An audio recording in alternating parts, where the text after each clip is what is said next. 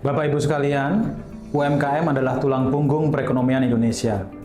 Mereka menciptakan lapangan kerja, menggerakkan ekonomi daerah, dan menjadi sumber penghidupan bagi jutaan keluarga.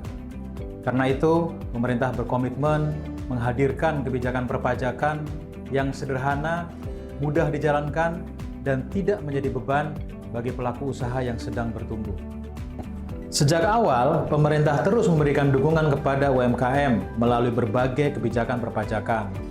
Mulai PP 46 tahun 2013 dengan tarif PPh final 1% dari omset, kemudian diturunkan menjadi 0,5% melalui PP 23 tahun 2018, yang selanjutnya diatur kembali dalam PP 55 tahun 2022. Setelah dievaluasi secara menyeluruh, pemerintah menetapkan PP nomor 20 tahun 2026 sebagai langkah penyempurnaan agar dukungan kepada UMKM semakin tepat sasaran dan berkelanjutan. Ada lima hal penting yang perlu kita pahami bersama. Yang pertama, bahwa fasilitas PPh final UMKM sebesar 0,5% tetap ada dan tidak dihapus.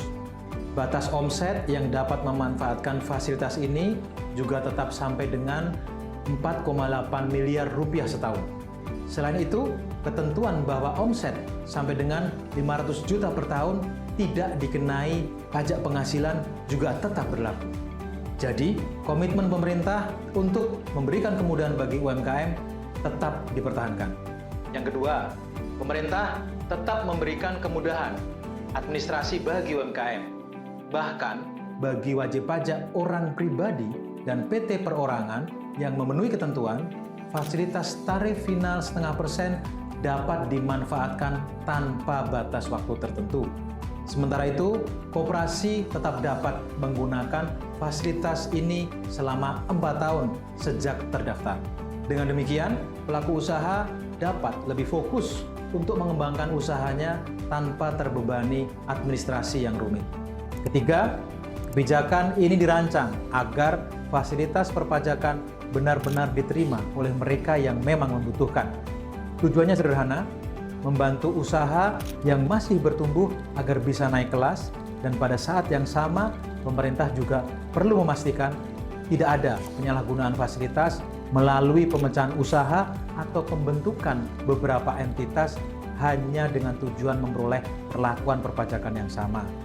Yang keempat, bagi badan usaha seperti PT dan CV yang semula mendapatkan fasilitas tarif 0,5% dan sekarang menggunakan mekanisme perpajakan umum, perlu dipahami bahwa pajak tidak terhitung dari seluruh omset.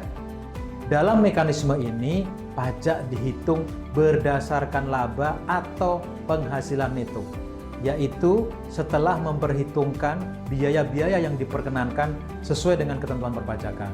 Karena itu, beralih ke mekanisme umum tidak otomatis berarti beban pajak menjadi lebih besar. Kelima, PP nomor 20 tahun 2026 ini hadir untuk menjaga keseimbangan. Di satu sisi, pemerintah tetap memberikan dukungan dan kemudahan bagi UMKM yang membutuhkan.